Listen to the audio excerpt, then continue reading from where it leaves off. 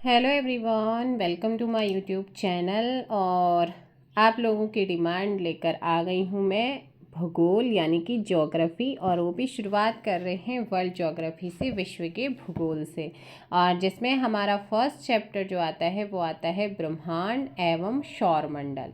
सो यहाँ पर हमारा फर्स्ट क्वेश्चन आता है, which one of the following pair is not correctly matched. निम्नलिखित युग्मों में से कौन सही सुमेलित नहीं है।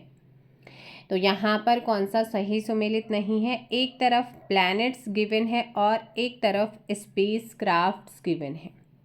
सो यहाँ पर वीनस पर वेनेरा 4 रूस के द्वारा प्रक्षेपित शुक्र ग्रह के रहस्यों के उद्घाटन के लिए अंतरिक्ष मिशन रहा है।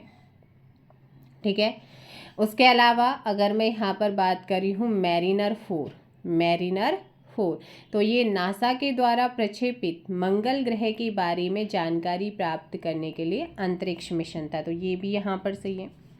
फिर आता है वाइजर फर्स्ट 815 kg वजन का मानव रहित यान है, जिसे हमारे सौरमंडल और उसके बाहर की खोज के लिए प्रक्षेपित किया गया। तो यहाँ पर ये भी सही है, तो ये सही नहीं है। इसको किस पर किया गया है, आपका सौर मंडल और उसके बाहर की खोज के लिए प्रक्षेपित किया गया, ना कि आपका बृहस्पति। तो यहाँ पर ऑप्शन सी। एंड लास्ट आता है मैसेंजर, बुध ग्रह की परिक्रमा कर रहा नासा का रोबोटिक अंतरिक्ष यान है ये। तो इसीलिए ऑप्शन क्या हो जाएगा आपका, सी गलत होगा। Next question, the planet which has largest number और सैटेलाइट इज। सर्वाधिक उपग्रह वाला ग्रह कौन सा है। तो यहाँ पर नए ग्रहों की खोज के बाद शनि ने जो है सबसे अधिक चंद्रमाओं वाले और सौरमंडल के ग्रह के रूप में बृहस्पति को पीछे छोड़ा है। शनि के पास टोटल 146 चंद्रमाएं और बृहस्पति के पास 95 चंद्रमाएं हैं। तो यानी कि सैटेलाइट्स की बात हो रही है, ऑप्शन हो जाएगा सैटर्न यानी कि आपका Shani. What is the status of the earth in the solar system? सौर मंडल में पृथ्वी की क्या हैसियत है। What is the status of the earth in the solar system? Solar system या सौर मंडल में पृथ्वी की क्या हैसियत है, आपसे पूछा गया है। एक प्लैनेट, एक ग्रह की। सौर मंडल में ग्रह, उपग्रह, पुच्छल तारे ये होते हैं। सौर मंडल में पृथ्वी का एक अपना अलग स्थान है। पृथ्वी पर मानव जीवन के अनुकूल वातावरण है उपस्थित, और ये सूर्य से दूरी के क्रम में तीसरे स्थान पर और आकार के क्रम में 5वां सबसे बड़ा ग्रह माना जाता है। इसका एकमात्र उपग्रह सैटेलाइट क्या है, चंद्रमा। पृथ्वी का अक्ष उसके कक्षा तल पर बने लंब से कितना झुका हुआ है, 23.5 डिग्री ये झुका हुआ, और इसे पार्थिव या आंतरिक ग्रह भी कहा जाता है। तो ऐसे में क्या हो जाएगा यहाँ पर, एक ग्रह अ प्लैनेट के रूप में।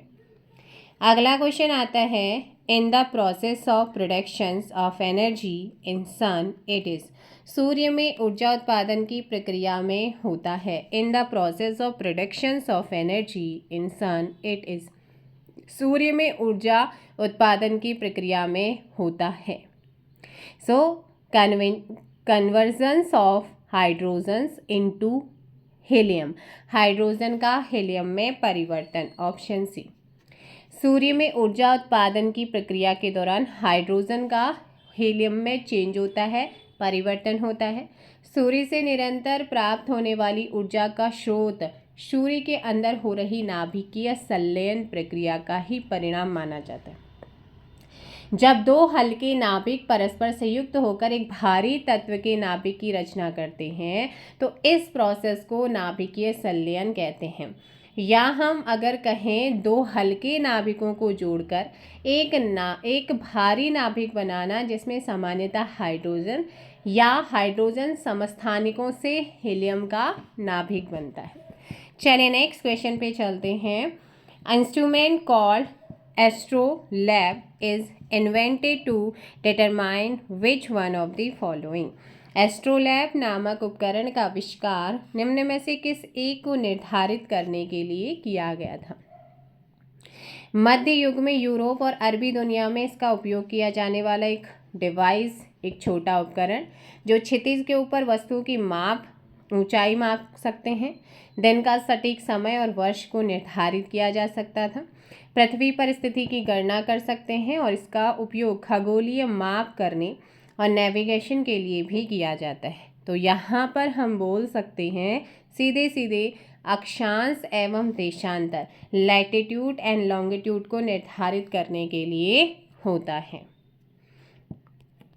अगला क्वेश्चन आता है Halley's comet was last seen in the year. Halley का धूमकेतु अंतिम बार दिखाई दिया गया था और अब अगला दिखाई देगा ये 2061 में, है ना, 2061 में अब दिखाई देगा।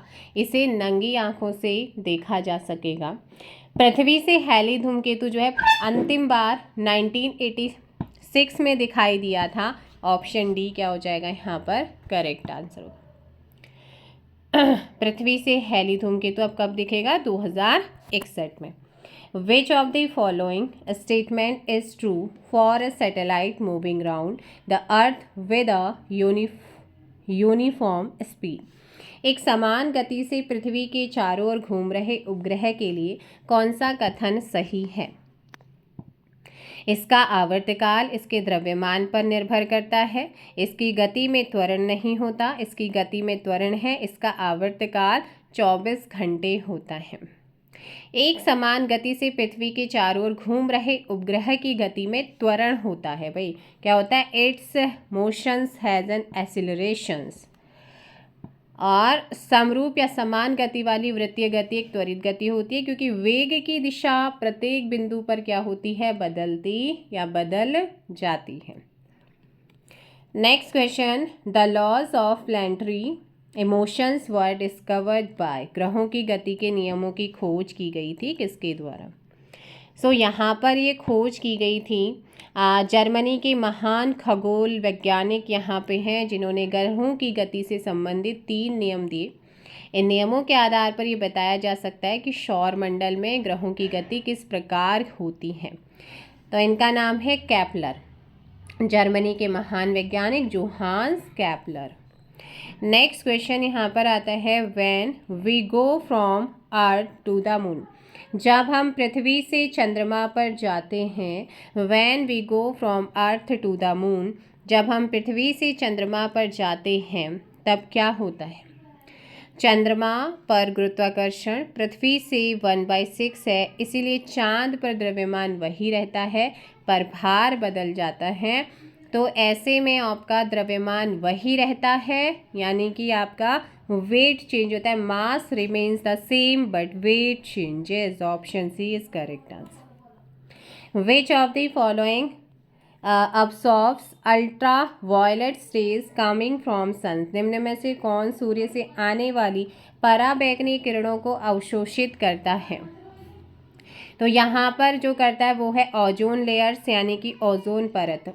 यहाँ पर आपका आंसर क्या हो जाएगा? ओजोन लेयर्स, यानी कि ओजोन परत। नेक्स्ट क्वेश्चन है, which one of the following planets takes the least time to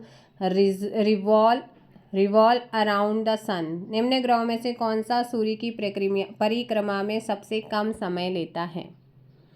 यहाँ पर हमारा जो बुध ग्रह है वो मात्र 88 डेज में करता है परिक्रमा को कंप्लीट। मर्क्यूरी आपका क्या हो जाएगा? ऑप्शन डी सही होगा। चंद्र ग्रहण लूनर इक्लिप्स होता है जब, कब होता है? जब सूर्य और चंद्रमा के बीच में कौन आ जाती है? अर्थ आती है। तो सूर्य की पूरी रोशनी चंद्रमा पर नहीं पड़ती। इसी स्थिति को क्या कहा जाता है? चंद्र ग्रहण कहा जाता है। और हमेशा पूर्णिमा की रात में ही चंद्र ग्रहण होता है। ऑप्शन हो जाएगा बी। प्रत्येक पूर्णिमा को चंद्र ग्रहण नहीं होता, ये भी ध्यान रखें, क्योंकि चंद्रमा और पृथ्वी की कक्षा पथ में 5 डिग्री का अंतर होता है, जिसके कारण चंद्रमा कभी पृथ्वी के ऊपर से या नीचे से गुजर जाता है। एक वर्ष में 3 बार पृथ्वी के उपछाया से चंद्रमा गुजरता है, तभी चंद्र ग्रहण लगता है। निम्नलिखित में से कौन सा ग्रह प्लैनेट नहीं है? यानी कि ग्रह नहीं है, प्लैनेट नहीं है। तो यहाँ पर आपका चंद्रमा, पृथ्वी, बुध और मंगल। चंद्रमा ये पृथ्वी का उपग्रह है, ना कि आपका ग्रह है, सैटेलाइट। नेक्स्ट क्वेश्चन आता है, निम्नलिखित में से कौन सा ग्रह सूर्य का एक चक्कर लगाने में सबसे अधिक समय लेता है? तो इनमें जो है अगर ऑप्शंस के अकॉर्डिंग देखते हैं तो सूर्य का एक चक्कर लगाने में सबसे अधिक समय शनि को लगेगा, क्योंकि ये सूर्य से सबसे अधिक दूरी पर है और सूर्य की परिक्रमा पूरी करता है ना। तो यहाँ पर फिर आपका ऑप्शन बी हो जाएगा, शनि करेक्ट होगा। नेक्स्ट क्वेश्चन आता है, पृथ्वी से निकटतम दूरी पर स्थित ग्रह कौन सा है? पृथ्वी से निकटतम दूरी पर स्थित ग्रह आपसे पूछा गया है। सो यहाँ पर अगर हम बात करते हैं 15, ऑप्शन डी शुक्र। निकटतम दूरी पर कौन है? शुक्र। यह सर्वाधिक गर्म ग्रह भी माना जाता है। इस ग्रह को पृथ्वी का जुड़वा ग्रह भी कहा जाता है। इस ग्रह को संध्या का तारा, भोर का तारा भी कहते हैं। शुक्र ग्रह का अपना कोई भी ग्रह नहीं, उपग्रह नहीं है। मंगल ग्रह का अक्षीय झुकाव एवं घूर्णन की गति पृथ्वी से काफ़ी समानता रखती है। ये मंगल के बारे में है। सूर्य के सर्वाधिक निकट होने के कारण बुध ग्रह के परिक्रमण की गति सर्वाधिक तीव्र है और वायुमंडल के अभाव के कारण इस ग्रह पर अधिक या दैनिक तापांतर काफ़ी अधिक होता है। बुध ग्रह का भी कोई उपग्रह नहीं होता है। बृहस्पति सौरमंडल का सबसे बड़ा ग्रह नहीं, दूसरा सबसे बड़ा है, क्योंकि पहला हो चुका है अब शनि। तो आप पृथ्वी से निकटतम दूरी पर स्थित ग्रह आपका, क्योंकि ये गर्म भी होता है, फिर हम लगाएंगे यहाँ पर ऑप्शन डी, क्योंकि आयोग ने जो इसका आंसर माना है वो गर्म के बेसिस पे। वैसे तो पृथ्वी के निकट आपसे पूछा है, पृथ्वी से निकट, तो पृथ्वी से निकट हमारा कौन सा आ जाता है? शुक्र आएगा, ऑप्शन हो जाएगा डी। नेक्स्ट क्वेश्चन आता है, the nearest planet to the earth is. Earth से निकटतम दूरी पर आपका शुक्र। पृथ्वी का व्यास है, सो पृथ्वी का व्यास कितना है? पृथ्वी का व्यास है यहाँ पर, इनमें से कोई भी नहीं, ऑप्शन डी। पृथ्वी का अक्ष ध्रुवीय व्यास 12,714 किलोमीटर और भूमध्य रेखीय व्यास 12,756 किलोमीटर और इसकी जो ध्रुवीय परिधि है उसका है 40,008 किलोमीटर। विषुवत रेखीय परिधि 40,075 किलोमीटर है। तो इनमें आपका कोई भी करेक्ट नहीं था, इसलिए कोई भी नहीं। वे दो ग्रह जिनके उपग्रह नहीं है, अभी बताया था हमारे ऐसे दो ग्रह जिनके कोई भी उपग्रह नहीं है। बुध ग्रह सूर्य के पास वाला ग्रह है और सूर्य के सबसे निकट है। इसका आकार सभी ग्रहों से छोटा है। शुक्र ग्रह को भोर का तारा, सांझ का तारा, सुबह का तारा। शुक्र ग्रह पृथ्वी से सबसे निकटतम है, इसे पृथ्वी की भगनी भी कहा जाता है। तो ऐसे में बुध और शुक्र जिनके कोई भी उपग्रह नहीं है। अगला, विच of the following layer is not included in homosphere. निम्नलिखित में से कौन सी परत सममंडल में सम्मिलित नहीं है? सममंडल में सम्मिलित नहीं है कौन सा? तो वायुमंडल जो है ना, इसे दो भागों में हम बांट सकते हैं, जिसमें सममंडल और विषम मंडल आ जाता है। सममंडल की ऊंचाई सागर तल से 80 किलोमीटर मानी जाती है, लेकिन गैसों का घनत्व ऊंचाई की ओर जाते हुए कम हो जाता है। और जो हमारा सममंडल है इसको अनेक 3 भागों में हम बांट सकते हैं, क्षोभ मंडल, समताप मंडल और मध्यम मंडल।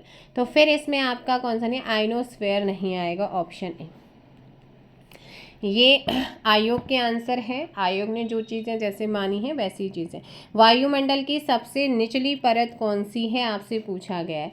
सो देखिएगा, अगर मैं वायुमंडल की सबसे निचली परत की बात करती हूँ तो वो है हमारी कौन सी, क्षोभ मंडल है। यहाँ पर ऑप्शन हो जाएगा डी, क्षोभ मंडल। इस मंडल की जो हाइट है पृथ्वी से, यानी कि अर्थ से ऊंचाई है 8 किलोमीटर ऊपर तक, कहीं कहीं 15 किलोमीटर भी आपको मिलती है। इसके बाद आता है समताप मंडल, उसके ऊपर वाले आपको आयन मंडल कहते हैं। ओजोन मंडल जो है वो समताप मंडल का ही भाग है। ये क्वेश्चन अगर आता है तो आप ज़रूर देखिए। अगला क्वेश्चन यहाँ पर, एक भूस्थिर उपग्रह का परिभ्रमण काल होता है। एक भूस्थिर उपग्रह का परिभ्रमण काल होता है 24 आवर्स का होता है, यानी कि आपका 24 घंटे। नेक्स्ट क्वेश्चन, पृथ्वी की भूमध्य रेखीय परिधि लगभग है। अभी जस्ट आपको बताया था, लगभग में आपको बताया है मैंने, कितना बताया था कि पृथ्वी की ध्रुवीय प्रविधि है, जो परिधि है वो 40,007 किलोमीटर, भूमध्य रेखीय में आता है 40,076 या 75 के अराउंड है, और पृथ्वी की सूर्य से दूरी करीबन 15 करोड़ किलोमीटर। तो ऐसे में ऑप्शन बी क्या हो जाएगा यहाँ पे सही होगा। चंद्रमा एक है, तो चंद्रमा क्या है, ये क्वेश्चन आपने पहले भी करा है। और चंद्रमा एक आपका सैटेलाइट है, उपग्रह है ना। और चंद्रमा की जो सरफेस होती है यानी कि सतह है, वो सतह और उसकी जो आंतरिक इंटरनल जो स्थिति है उसका स्टडी करने वाला एक विज्ञान होता है जिसे कहा जाता है सेलेनोलॉजी। क्या कहा जाता है? सेलेनोलॉजी कहा जाता है। तो ये सारी चीज़ें आप ध्यान रखिएगा। नेक्स्ट क्वेश्चन पे चलते हैं। ओजोन परत अवस्थित है, ओजोन लेयर स्थित है, ट्रोपोस्फेयर, स्ट्रेटोस्फेयर, मेसोस्फेयर, एक्सोस्फेयर। क्षोभ मंडल और समताप को अलग करने वाले भाग को क्षोभ सीमा कहते हैं, और क्षोभ सीमा से ऊपर 50 किलोमीटर तक की जो ऊंचाई है उसे समताप मंडल का विस्तार है। इस मंडल की एक महत्वपूर्ण विशिष्टता क्या है? ओजोन परत की उपस्थिति। तो यहाँ पर ऑप्शन क्या हो जाएगा? Stratosphere, option B. तारों के मध्य दूरी ज्ञात करने की इकाई क्या है? तो यहाँ पर आपसे पूछा है तारों के मध्य दूरी ज्ञात करने की यूनिट क्या है, इकाई क्या है? सो इसे कहा जाता है प्रकाश वर्ष।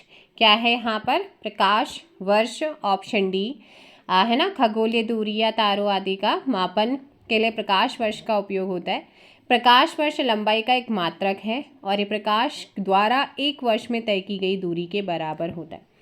तो एक प्रकाश वर्ष इक्वल टू 9.461 मल्टीप्लाई 10⁻12 किलोमीटर, या इसी को हम बोल सकते हैं 9.46 मल्टीप्लाई 10⁻15 मीटर। तो ये सारी चीज़ें आपने ध्यान रखनी है। चलिए अगला है श्याम विवर। ब्लैक होल क्या है? ब्लैक होल, यदि प्रारंभिक तारे का द्रव्यमान सूर्य के द्रव्यमान के 15 गुने से अधिक है तो बाह्य कवच के विस्फोटित हो जाने के बाद बची हुई क्रोड़ भारी होने के कारण लगातार क्या होती है? सिकुड़ती रहती है और अंत में उसका समस्त द्रव्यमान एक बिंदु में समा जाता है। इस पदार्थ का घनत्व अनंत रूप से अधिक होता है और इसी कंडीशन को, इसी स्थिति को क्या कहा जाता है? ब्लैक होल कहते हैं, क्योंकि ये दिखाई नहीं देता और इसका गुरुत्वाकर्षण क्षेत्र, ग्रेविटेशनल फील्ड इतना प्रबल होता है कि यदि ब्लैक होल में प्रकाश की किरण यानी कोई विद्युत चुंबकीय जो विकिरण है वो भी चली जाए तो उसके बाहर नहीं आ सकता। ब्लैक होल ना तो कोई विकिरण उत्सर्जित करता है और ना ही किसी विकिरण को परावर्तित कर सकता है। ये सभी विकिरणों को क्या कर लेता है? ऑब्जॉर्व कर लेता है, यानी कि अवशोषित कर ले। तो ऐसे में सारे विकिरण जो इसके पास से प्रवाहित होते हैं उनका क्या कर लेता है? ऑब्जॉर्व कर लेता है। इनको ऑब्जॉर्व यानी कि अवशोषण उनका कर लेता है। संचार उपग्रह वायुमंडल के किस स्तर में अवस्थित किए जाते हैं? जो संचार उपग्रह है ना, कम्युनिकेशनल सैटेलाइट्स जो होती हैं वो वायुमंडल के किस स्तर में जो है इनको अवस्थित किया जाता है? सो यहाँ पर आप लोग ध्यान रखिएगा, आयन मंडल में, है ना। क्षोभ मंडल ध्रुव पर 8 किलोमीटर और विषुवत रेखा पर 18 किलोमीटर की हाइट पर है। वायुमंडल में होने वाली सारी घटनाएं इसी क्षोभ मंडल में होती हैं। समताप मंडल मौसमी हलचलों से फ्री होता है, इसीलिए इसे वायुयान चालक या विमान उड़ाना पसंद करते हैं। रेडियो की तरंगें आयन मंडल से परावर्तित होती हैं। संचार उपग्रह आयन मंडल में अवस्थित किए जाते हैं और इस मंडल की ऊंचाई 80 से 400 मीटर के मध्य पाई जाती है। तो इसीलिए ऑप्शन सी। अक्षांश और देशांतर रेखाएं यहाँ पर पढ़ते हैं। Where among these place the sun will set earliest. इन स्थानों में से सूर्यास्त सबसे पहले कहाँ होता है? तो सूर्यास्त सबसे पहले कहाँ पर होगा? एक देशांतर पर 4 मिनट का अंतर होता है और प्रधान यामोत्तर के पूर्व का समय आगे और पश्चिम का समय पीछे रहता है। तो ऐसे में हमारा यहाँ पर जो सही आंसर होगा वो इस्लामाबाद ही होगा, ठीक है ना, इस्लामाबाद। नेक्स्ट आता है, in which of the following days all place on the earth experience 12 hours of day and 12 hours of night. निम्नलिखित में से किस दिन पृथ्वी पर सभी स्थान में 12 घंटे का दिन और 12 घंटे की रात अनुभव करते हैं। इम्पोर्टेंट क्वेश्चन है, यहाँ पर आपका आंसर होगा 21 मार्च 21, ऑप्शन बी। सूर्य विषुवत रेखा पर लंबवत चमकता है, इसी कारण पृथ्वी पर सभी स्थान 12 घंटे का दिन और 12 घंटे की रात का अनुभव होता है। अगला क्वेश्चन यहाँ पर आता है, निम्नलिखित में से कौन सा एक ग्लोब पर वृहत व्रत नहीं है। तो देखिएगा, विषुवत रेखा ग्लोब पर वृहत व्रत बनाती है, जबकि मुख्य देशांतर रेखा एवं 60 डिग्री पूर्वी देशांतर रेखा सहित सभी देशांतर रेखाएं ग्लोब पर अर्धवृत्त बनाती हैं। सभी अक्षांश रेखाएं ग्लोब पर विषुवत रेखा की अपेक्षा लघुव्रत बनाती हैं। इस प्रकार अगर हम देखते हैं ना, 60 डिग्री उत्तरी अक्षांश रेखा ग्लोब पर वृहत व्रत न बनाकर लघु व्रत बनाएगी। तो यहाँ पर आपका आंसर होना चाहिए था डी। नेक्स्ट आता है, जून माह में निम्न स्थानों में से कहाँ पर दिन की अवधि अधिकतम होती है। सो जून में इनमें दिन की अवधि जो है वो आपको अधिकतम लिखेगी, क्योंकि कर्क रेखा के नज़दीक भी है, वो है हमारा भोपाल। नेक्स्ट आता है, ग्रीनविच से दोपहर 12 बजे एक तार भेजा गया। तार संप्रेषित करने में 12 मिनट का समय लगता है। वह एक नगर में 6 बजे शाम को पहुंचा। नगर का देशांतर क्या होगा, बताइएगा।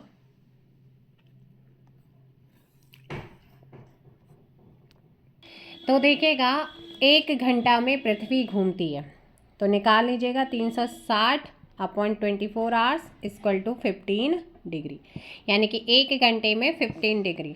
तो ऐसे ही अब आपका 1 मिनट में निकाल लीजिएगा 15/60 इक्वल टू 1/4 डिग्री। बस ये निकल। अब ग्रीनविच और नगर जो आपका ग्रीनविच है, ग्रीनविच से, हाँ ना, ग्रीनविच से लेकर नगर के बीच का जो समय का अंतराल है वो 6 आवर्स माइनस के 12 मिनट इक्वल टू 5 आवर्स आपका 48 मिनट आ जाएगा। बस आप इसको सॉल्व करिएगा। 5 × 60 प्लस के 48 इक्वल टू आपका, जब आप इसे सॉल्व करेंगे तो ये आएगा 348। अब जो 348 आया है, 348 इंटू 1/4 इक्वल टू 87 डिग्री निकल करके आएगा। तो यहाँ पर ऑप्शन हो जाएगा बी। नेक्स्ट क्वेश्चन है, the earthquake does not pass through which of the following countries. Equator. The equator does not pass through which of the following countries. विषुवत रेखा निम्न में से किस देश से नहीं गुजरती है। विषुवत रेखा Ecuador, Colombia, Brazil, Sao Tome and Principe, Gabon, Congo Republic Democratic, Uganda, Kenya, Somalia, Maldives, Indonesia और किरिबाती यहाँ से होकर के गुजरती है। तो इसमें मैक्सिको मैंने नाम नहीं लिया है, तो ऑप्शन हो जाएगा बी। विषुवत रेखा पृथ्वी की मध्य सतह से होकर जाने वाली वह अक्षांश रेखा है जो पृथ्वी को 2 भाग में डिवाइड करती है, जो उत्तरी एवं दक्षिणी ध्रुव से बराबर दूरी पर होती है। विषुवत रेखा के उत्तरी भाग को उत्तरी गोलार्ध और दक्षिणी भाग को दक्षिणी गोलार्ध कहते हैं। और ये जो मैक्सिको है, ये कर्क रेखा यहाँ से पास होती है। निम्न में से कौन सा एक समय की प्राकृतिक इकाई नहीं है। निम्न में से कौन सा एक समय की प्राकृतिक यूनिट नहीं है। सो यहाँ पर उष्णकटिबंधीय वर्ष, चंद्रमास, दिवस। तो प्राकृतिक यूनिट में मानक समय नहीं आएगा। समय की काल्पनिक इकाई है, ना कि ये प्राकृतिक है। मानक समय क्या है आपका, काल्पनिक है, इमेजिनरी यूनिट है। पृथ्वी पर समय के निर्धारण के लिए अक्षांश और देशांतर, जैसे अक्षांश और देशांतर हमारी काल्पनिक हैं, काल्पनिक रेखाएं हैं, उनको खींचा गया है। प्रत्येक देश का अपना एक मानक समय भी होता है। जैसे हमारे भारत का मानक समय इंडियन स्टैंडर्ड टाइम है 82.5 डिग्री पूर्वी देशांतर।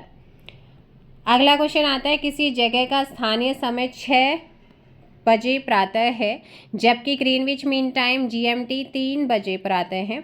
उस जगह की देशांतर लॉन्गिट्यूड रेखा क्या होगी? पृथ्वी 24 घंटे में 360 डिग्री घूमती है और 1 घंटे में 15 डिग्री घूमती है, ये हमने बोला, और 1 मिनट में 1/4 डिग्री घूमती है। और स्थानीय समय और GMT के मध्य अंतर है 3 घंटे का। 6 से 3 के बीच में 6 का कितने का अंतर है? 3 का अंतर है। अंतर निकाल लेंगे, फिर आपका 15 डिग्री मल्टीप्लाई 3 करेंगे, आपका 15×3 = 45 डिग्री। क्या आ जाएगा? पूर्व आएगा। ऑप्शन आपका क्या हो जाएगा यहाँ पर? बी। नेक्स्ट क्वेश्चन, पृथ्वी की भूमध्य रेखा की कुल लंबाई लगभग है। पृथ्वी की भूमध्य रेखा की कुल लंबाई लगभग है आपकी 40,000 किलोमीटर के अराउंड। शून्य अक्ष अक्षांश तथा शून्य अक्ष अंश देशांतर, शून्य अंश अक्षांश तथा शून्य अंश देशांतर अवलंबित है अटलांटिक महासागर। शून्य अंश अक्षांश रेखा विषुवत रेखा, शून्य अंश देशांत रेखा प्रधान मध्याय रेखा का मिलन अफ्रीका के पश्चिम भाग पर स्थित जो गिनी की खाड़ी है वहाँ होता है, और ये खाड़ी अटलांटिक महासागर यानी कि अंध महासागर में है। इसे नल आइलैंड भी कहा जाता है। Option A. जब दिन और रात की अवधि बराबर होती है तो सूर्य की किरणें सीधी पड़ती हैं। जब दिन और रात की अवधि होती है तो सूर्य की किरणें सीधी पड़ती हैं कहाँ पर? भूमध्य रेखा पर। Option B. 21 जून और 22 दिसंबर को उत्तरी एवं दक्षिणी गोलार्ध में, 21 जून को उत्तरी में और 22 दिसंबर को दक्षिणी गोलार्ध में दिन सबसे ज़्यादा जो सर्वाधिक लंबा दिन और रातें सर्वाधिक छोटी होती हैं। 21 मार्च को और 23 सितंबर को सूर्य विषुवत रेखा यानी कि भूमध्य रेखा पर चमकता है। इस दिन विश्व के अब विभिन्न भागों में दिन एवं रात की अवधि समान होती है। इन्हें विषुव दिवस भी कहा जाता है। तो हमारी बात हो रही है तो ये आपका बी हो जाएगा। अगला क्वेश्चन है, विश्व के महाद्वीप, देश, राजधानी और सीमाएं। Fiji island lies in, Fiji द्वीप जिस महाद्वीप में स्थित है वह कौन सा है? फिजी द्वीप जिस महाद्वीप में स्थित है वह है तो वो है आपका कहाँ पर? दक्षिण प्रशांत महासागर के लगभग 1.3 मिलियन वर्ग किलोमीटर में फैला है। फिजी में लगभग 330 द्वीप हैं जिनमें से लगभग 1/3 बसे हैं। इसके 2 प्रमुख द्वीप विटिलेउ और वनुआलेउ हैं। ब्रिटिश उपनिवेश के रूप में एक सदी के बाद 1970 में स्वतंत्र होता है। वर्तमान में फिजी प्रशांत महासागर के द्वीपों में अपने वन, खनिज एवं जलीय स्रोतों के कारण ये सबसे विकसित अर्थव्यवस्थाओं में से एक है। और बताइएगा कि ये आपका फिजी जो द्वीप है वो कहाँ पर है? जल्दी से बताइएगा।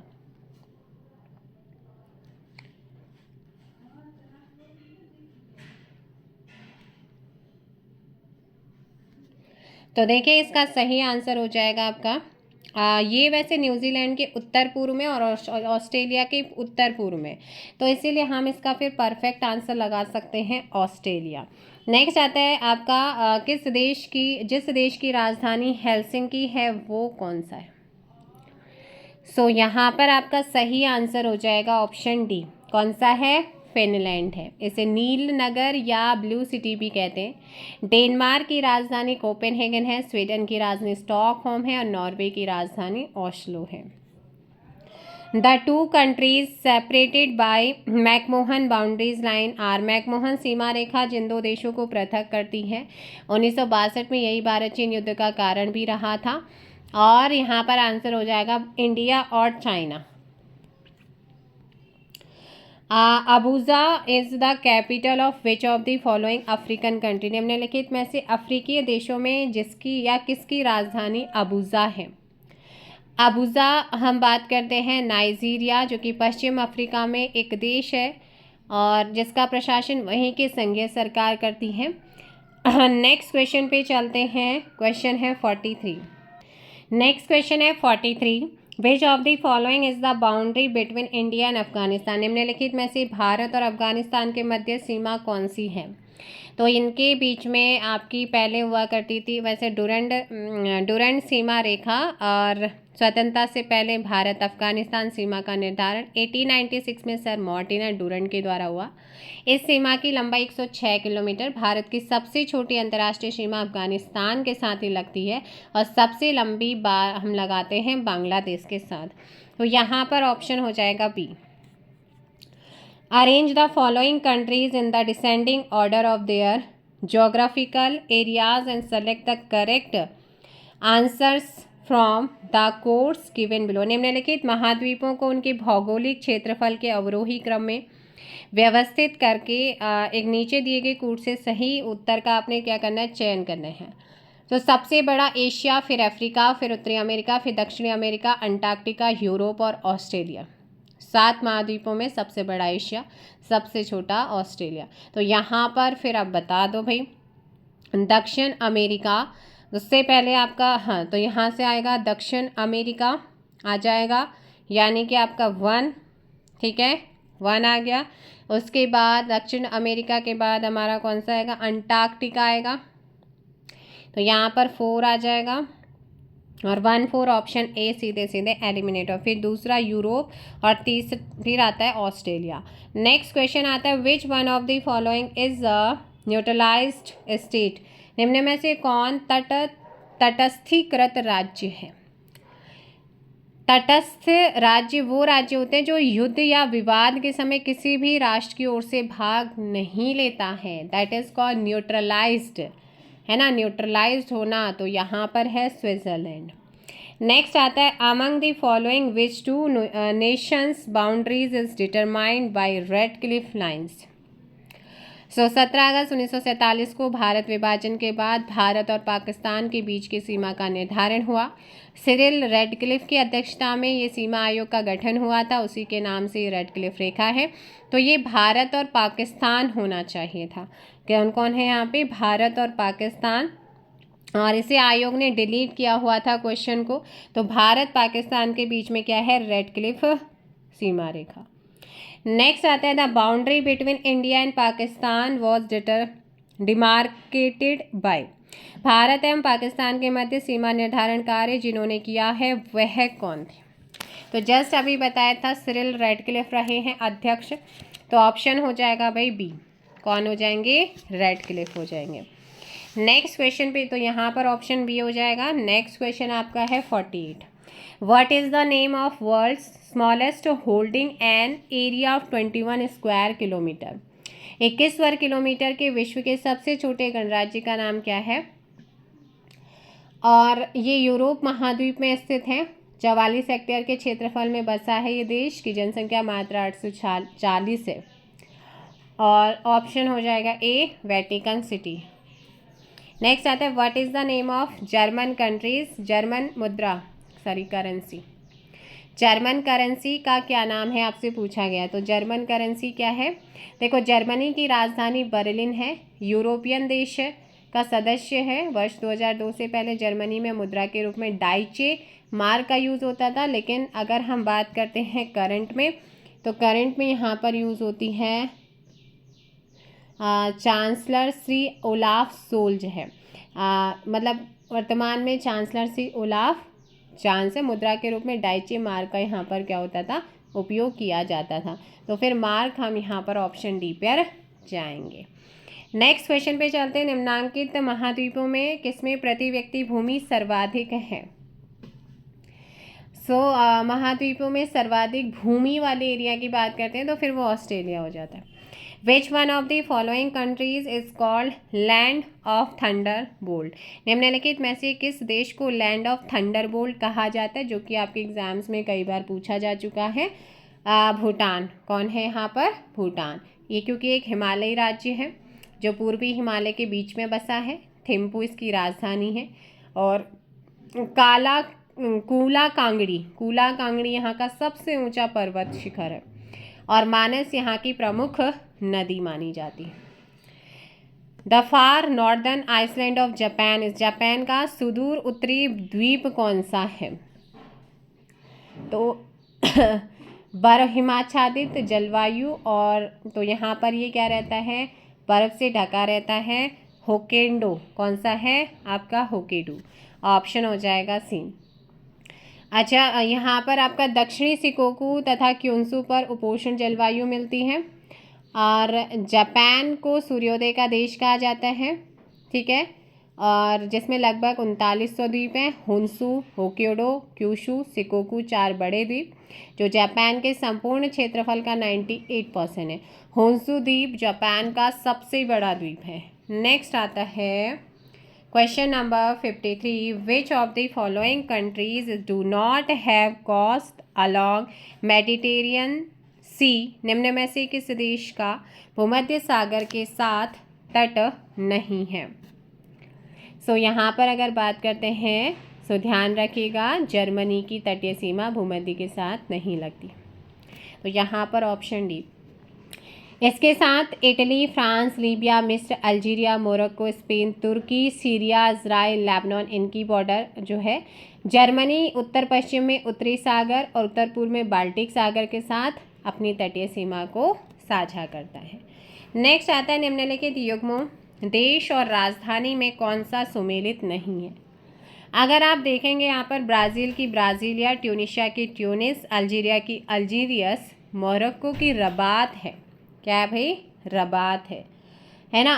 और जो मराकेश है वो मोरक्को का चौथा सबसे बड़ा नगर माना जाता है। तो ऐसे में ऑप्शन डी। निम्नलिखित देशों में से किसे 1000 झीलों का देश, लैंड ऑफ थाउजेंड्स लेक कहा जाता है। ये कहते हैं फिनलैंड को। किसको कहते हैं? फिनलैंड। उत्तरी यूरोप में स्थित इस देश की सीमा पश्चिम में स्वीडन, पूर्व में रशिया, उत्तर में नॉर्वे, दक्षिण में एस्टोनिया से लगती है। झील सबसे ज़्यादा है, इसीलिए फिनलैंड को हज़ारों झीलों का देश कहते हैं।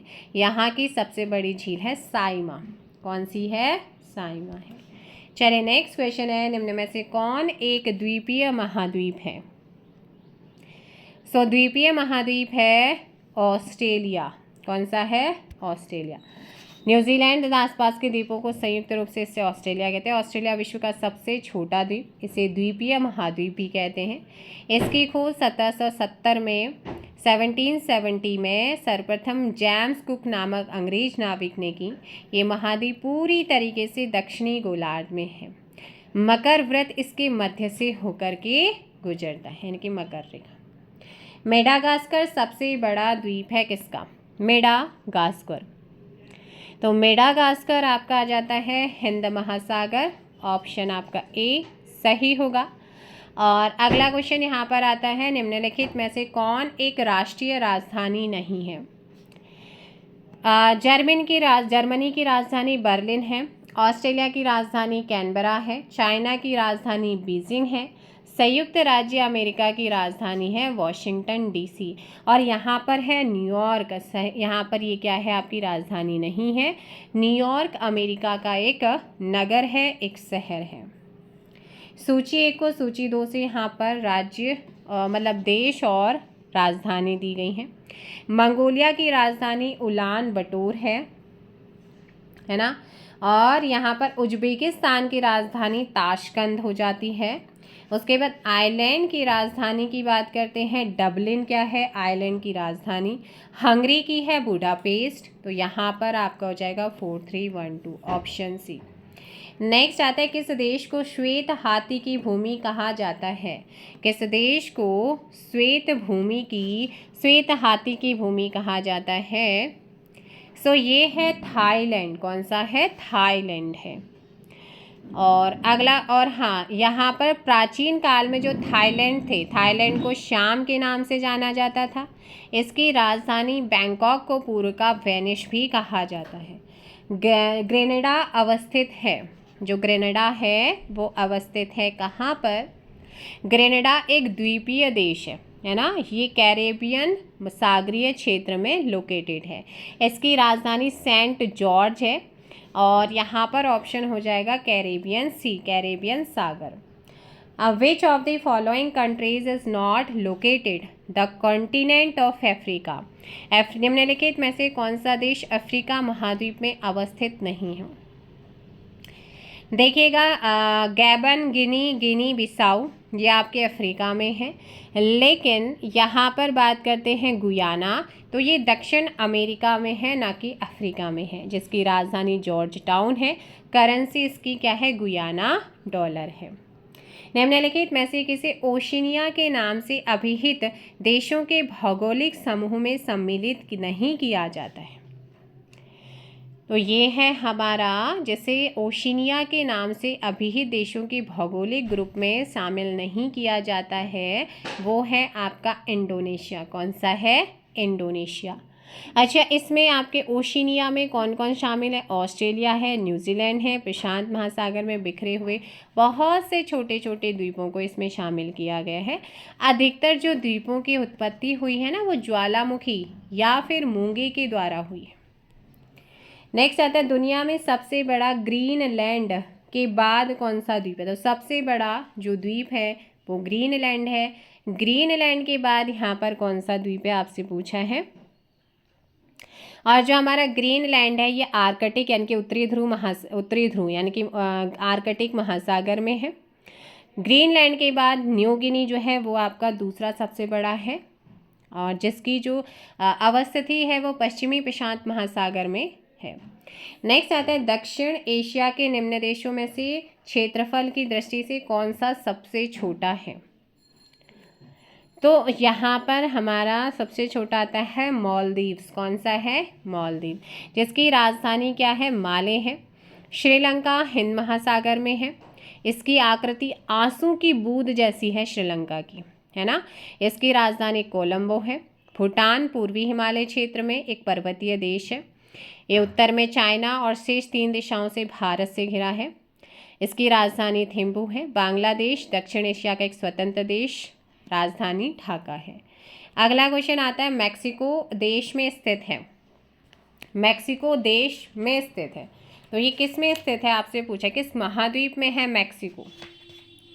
सो क्वेश्चन नंबर है आपका 66 और आंसर हो जाएगा यहाँ पर उत्तरी अमेरिका महाद्वीप। किस में है ये? उत्तरी अमेरिका महाद्वीप, आप लोग ध्यान रखेंगे। सो ऑप्शन बी आपका सही हो जाएगा। नेक्स्ट क्वेश्चन पे चलते हैं। ट्रॉपिकल आइलैंड टांबक विश्व का सबसे बड़ा कृत्रिम बंदर आरामगाह कहाँ पर है? ट्रॉपिकल आइलैंड नामक विश्व का सबसे बड़ा कृत्रिम आरामगाह गुंबद के अंदर से दिखाई देने वाला ट्रॉपिकल आइलैंड रिजॉर्ट एक ट्रॉपिकल वाटर पार्क जो बर्लिन की दक्षिण सीमा से 50 किलोमीटर की दूरी पर जर्मनी के ब्रेंडेनबर्ग में ढाहमे स्प्रीवॉल्ड डिस्ट्रिक्ट में एक नगर पालिका। तो यहाँ पर आंसर हो जाएगा जर्मनी, सीधे सीधे। संगमरमर है, तो अब भूगर्भिक इतिहास और स्वतंत्र जो है इनसे रिलेटेड क्वेश्चन भी आते हैं। संगमरमर देखिएगा, संगमरमर पुनर्वीकृत चूना पत्थर का क्या होता है? रूपांतरण, ऑप्शन ए। अब चट्टानों का परिवर्तित स्वरूप, जैसे आग्नेय चट्टान से रूपांतरित चट्टान, जैसे ग्रेनाइट आपका आग्नेय चट्टान है, रूपांतरित चट्टान इसका नाइस बनता है।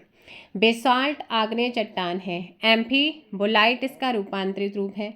ग्रैबो आग्नेय चट्टान है, रूपांतरित रूप होगा सर्पेंटाइन। परतदार चट्टान बालू पत्थर, रूपांतरित रूप क्वार्ट्जाइट।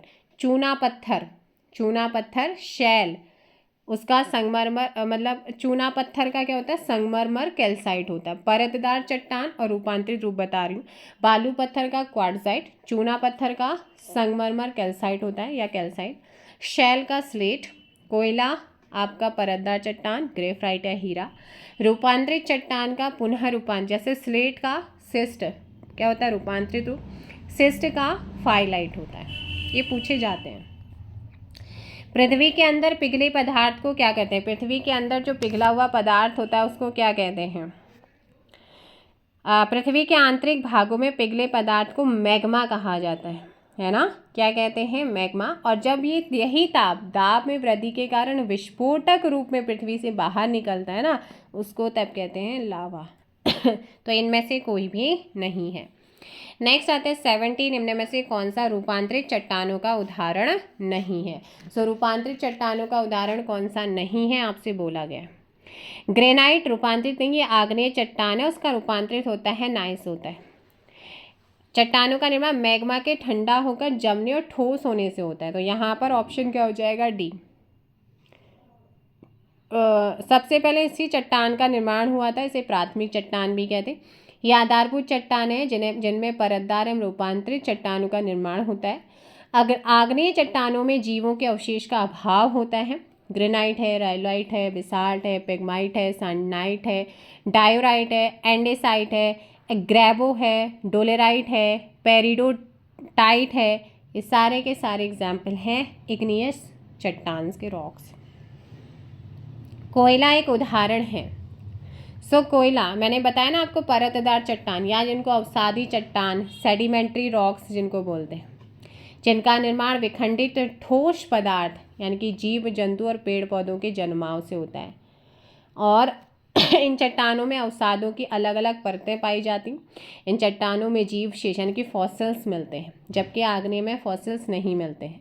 धरातल का 75% भाग अवसादी चट्टानों से ही ढका है और शेष 25% भाग आग्नेय और रूपांतरित चट्टानों से आवृत है। अवसादी चट्टानों के धरातल का अधिकांश भाग आवृत किए हुए हैं, फिर भी भूपटल के निर्माण में इनका योगदान 5% होता है। 95% भाग आग्नेय और रूपांतरित चट्टानों से निर्मित है। कोयला मुख्यतः कार्बोनीफेरस काल की परतदार चट्टानों में पाया जाता है। तो यहाँ पर आपका आएगा अवसादी या फिर परतदार चट्टान। लावा के ठोस होने के फलस्वरूप पृथ्वी के अंदर निर्मित चट्टानों को क्या कहते हैं? मैंने अभी जस्ट बताया था आपको कि लावा के ठोस होने के फलस्वरूप पृथ्वी के अंदर निर्मित चट्टानों को क्या कहा जाता है? रूपांतरित। रूपांतरित चट्टानों में हीरे, जवाहरात, अन्य बहुमूल्य पत्थरों की प्राप्ति होती है। तो यहाँ पर ऑप्शन सी हो जाएगा। अगला क्वेश्चन है, black forest mountain is located. Black forest पर्वत अवस्थित है कहाँ पर? तो ये जर्मनी के वादेन वुटेमबर्ग में है और इसके दक्षिण पश्चिम सीमाओं पर राइन घाटी स्थित है। फील्ड वर्ग इसकी सर्वोच्च चोटी है, जर्मनी, ऑप्शन सी। अगला क्वेश्चन आता है, the main central thrust separate. मुख्य केंद्रीय छेप पृथक करता है। ये मैं आपको पहले भी करा चुकी हूँ। मेन सेंट्रल थ्रस्ट वृहद हिमालय और लघु हिमालय को पृथक करता है। तो यहाँ पर ऑप्शन सी होगा। एक आता है आपका MBT आता है, ये देखो ध्यान रखना एग्जाम्स में आता है। लोअर PCS का है तो वहाँ पे चांसेस है पूछा जाए, आपका लोअर PCS में ही पूछा भी गया। मेन बाउंड्री थ्रस्ट लघु और शिवालिक हिमालय को अलग करता है। एक आता है आपका HFF यानी कि आपका हिमालयन फ्रंट फॉल्ट, जो शिवालिक और विशाल गंगा मैदान को क्या करता है? अलग करता है। तो आपको तीनों बताएं। इसमें विश्व का सबसे बड़ा रेगिस्तान कौन सा है? विश्व का सबसे बड़ा रेगिस्तान जो कि अल्जीरिया, चाड, लीबिया, माली, मारितानिया, नाइजर, सूडान, ट्यूनीशिया, मिस्र, मोरक्को, इनमें फैला हुआ है 84 लाख किलोमीटर में। तो ऑप्शन सी सहारा यहाँ पर आप सही answer. The highest mountain peak in the world outside Asian countries. Asia महाद्वीप से बाहर विश्व में सर्वोच्च पर्वत शिखर है। तो ये है आपका माउंट एकांकागुआ। कौन सा है? जो कि दक्षिण अमेरिका की एंडीज पर्वतमाला का सबसे ऊंचा शिखर। एंडीज मोरदार पर्वतों की श्रेणी में आता है। इसके मध्य बोलिविया का पठार है। विश्व की सबसे ऊंची नौकागम्य झील टीटीकाका इसी पठार पर लोकेटेड है। तो यहाँ पर हो जाएगा माउंट एकांकागुआ। ऑप्शन सी बिल्कुल सही आंसर होगा। नेक्स्ट पे चलते हैं। Longest surface mountain range is the world.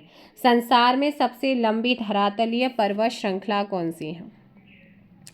Longest surface mountain range is the world. संसार में सबसे लंबी धरातलीय पर्वत श्रृंखला ये है एंडीज, जो कि दक्षिण अमेरिकी महाद्वीप के पश्चिमी तट पर उत्तर से दक्षिण तक फैली है। नवीन मोरदार पर्वत श्रृंखला है। एकांकागुआ एंडीज की सर्वोच्च चोटी है ना। और आल्प्स पर्वत यूरोप, रॉकी पर्वत उत्तरी अमेरिका, हिमालय पर्वत श्रृंखला एशिया महाद्वीप में है। तो यहाँ पर ऑप्शन हो जाएगा डी। नेक्स्ट आता है, निम्न में से कौन सा प्राचीन वलित पर्वत नहीं है? कौन सा प्राचीन वलित पर्वत नहीं है? अरावली ये अवशिष्ट पर्वत का उदाहरण है, प्राचीन वलित नहीं। वलित पर्वत Ural, Andes, oblation, Himalaya, Rocky, Atlas है। वलित पर्वत से तात्पर्य होता है कि पृथ्वी के आंतरिक बल के कारण चट्टानों में मोड़ या वलन पड़ जाना, तो यहाँ पर आपका अरावली है। आल्पस पर्वत श्रेणी निम्न में से किस देश का हिस्सा नहीं है? आल्पस पर्वत श्रेणी यूरोपीय महाद्वीप में है स्थित है, और ये पर्वत इंग्लैंड में तो नहीं आता है, तो इंग्लैंड का हिस्सा नहीं है। बाकी फ्रांस, ऑस्ट्रिया, जर्मनी इनमें विस्तृत है। आल्पस पर्वत का सबसे ज़्यादा विस्तार स्विट्ज़रलैंड में है। राइन नदी स्विट्ज़रलैंड में आल्पस पर्वत से निकलकर जर्मनी, नीदरलैंड से बहती हुई उत्तरी सागर में मिलती है। कोलोन और बोन शहर इसी नदी के किनारे हैं। पो नदी भी आल्पस पर्वत से निकलकर इटली में बहती हुई एड्रियाटिक सागर में स्थित गल्फ ऑफ वेनिस में गिरती है, और ये मध्य यूरोप की सबसे बड़ी पर्वतमाला है। एंडीज पर्वत श्रेणी निम्न में से किस महाद्वीप में स्थित है? एंडीज, तो ये आपको बताया है मैंने कहाँ पर है, दक्षिण अमेरिका में है। ठीक है, अगला क्वेश्चन पे चलते हैं। Which of the following is the most landslide prone zone in India? So निम्न में से भारत में सबसे अधिक भूस्खलन संभावित क्षेत्र जोन कौन सा है? 2021 में पूछा गया क्वेश्चन है यूकेपीएससी सीएफओ का एग्ज़ाम में। ऑप्शन सी हो जाएगा यहाँ पर, हिमालय और उत्तर पूर्वी पहाड़ी क्षेत्र। इसरो ने जो है भूस्खलन का एटलस जारी किया था, उसी के अकॉर्डिंग आपका ये वाला क्षेत्र आता है। हिमालय में स्थित उत्तराखंड, हिमाचल, जम्मू कश्मीर के क्षेत्र है, तो यहाँ पर ऑप्शन सी। नेक्स्ट क्वेश्चन पे चलते हैं। In which city of Japan radiations leakage occur due to massive earthquake? भीषण भूकंप के कारण जापान के किस शहर में रेडियोधर्मी रिसाव हुआ है? यह घटना हुई थी क्योंकि 2011 का, तो 11 मार्च 2011 को जो भूकंप आया था, उसी से जो फुकुशियामा परमाणु ऊर्जा संयंत्र है, उसी से ये रिसाव हुआ था। Option B. नेक्स्ट क्वेश्चन पे चलते हैं। Which seismic wave covers longest distance and is most violent and destructive? कौन सी भूकंपीय लहर अधिक दूरी तय करती है तथा प्रचंड व विनाशकारी है? एल तरंगे हैं। कौन सी हैं? एल तरंगे। नेक्स्ट क्वेश्चन पे चलते हैं। By what name is the point of origin of earthquake known? भूकंप की उत्पत्ति का स्थान किस नाम से जाना जाता है? तो इसे कहते हैं अभिकेंद्र, एपीसेंटर कहते हैं। क्या कहते हैं? सॉरी, नाभि, फोकस कहते हैं। क्या कहते हैं? सॉरी, क्या कहते हैं? फोकस कहते हैं। एपीसेंटर तो भाई उसे कहते हैं, देखो, जब पृथ्वी के केंद्र यानी कि नाभि को भूकंप के केंद्र से जोड़ने वाली रेखा जिस स्थान पर पृथ्वी की सतह को काटती है, उसे कहते हैं भूकंप का अभिकेंद्र यानी कि एपीसेंटर। लेकिन भूकंप की जो उत्पत्ति का स्थान है वो नाभि है यानी कि केंद्र है, तो यहाँ पर ऑप्शन हो जाएगा ए। नेक्स्ट है, tsunami is the result of which one of the following? Tsunami निम्न में से किसका परिणाम है? तो ये भूकंप का, अर्थक्वेक का परिणाम होता है। निम्न में से कौन से ज्वालामुखी सतही प्लेट के मध्य घटित होते हैं? तो ये आपको ध्यान रखना है। Option D, mount Kilimanjaro. Africa का सबसे ऊंचा पर्वत, 7 शिखरों में सबसे ऊंचा, दुनिया का सबसे लंबा मुक्त पहाड़, और किलिमंजारो एक विशाल स्ट्रेटो ज्वालामुखी है जो करीब 1 मिलियन साल पहले गठित होना शुरू हुआ जब लावा रिफ्ट घाटी से बहना शुरू हुआ। और माउंट किलिमंजारो में ज्वालामुखी सतह प्लेट के बीच में क्या होती है? घटित होती है। निम्न में से कौन एक मूल स्थल रूप है? तो मूल स्थल रूप है आपका ज्वालामुखी शंकु। ज्वालामुखी शंकु का निर्माण ज्वालामुखी उद्गार के समय निकास नलिका से निकले उत्सर्ग की निकास नली के चारों ओर शंक्वाकार रूप हो जाने से होता है, जबकि शंकु का मध्य भाग एक गर्त के रूप में डेवलप होता है। तो इसीलिए ऑप्शन यहाँ पर हो जाएगा ए। अपवाह और नदियों के किनारे स्थित नगर, झील, जलप्रपात। विच one of the following pair is not properly matched. निम्न युग्मों में से कौन सही सुमेलित नहीं है? देखो भाई, ओहायो या आपका संयुक्त राज्य, वीहो चाइना है ना कि आपका जापान, डार्लिंग ऑस्ट्रेलिया और नील मिस्र। तो यहाँ पर आपका क्या हो जाएगा? वीहो, तो जापान में है, चाइना में है। आटाकामा रेगिस्तान कहाँ पर स्थित है? आटाकामा ये दक्षिण अमेरिका में है, ऑप्शन बी। दक्षिण अमेरिका महाद्वीप का अधिकांश भाग दक्षिणी गोलार्ध में स्थित है। पनामा नहर इसे उत्तरी अमेरिका से अलग करती है। इस महाद्वीप का आकार त्रिभुजाकार है। क्षेत्रफल के अकॉर्डिंग विश्व में इस महाद्वीप का स्थान चौथा है। और अगला क्वेश्चन आता है कि